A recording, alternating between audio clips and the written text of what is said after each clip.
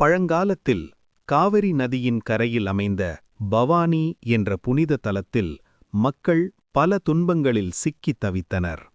அவர்களின் மனமுருகிய பிரார்த்தனையை கேட்ட சிவபெருமான் சங்கேஷ்வரர் என்ற திருநாமத்துடன் அங்கு அருள் பாலித்தார்.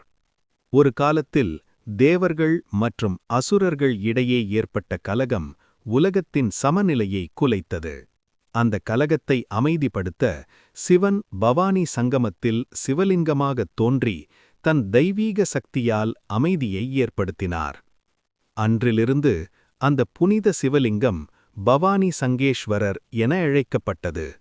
இங்கு மனமார வழிபடும் பக்தர்களின் பாவங்கள் நீங்கி வாழ்க்கையில் தெளிவும் அமைதியும் கிடைக்கும் என்பது ஆழ்ந்த நம்பிக்கை.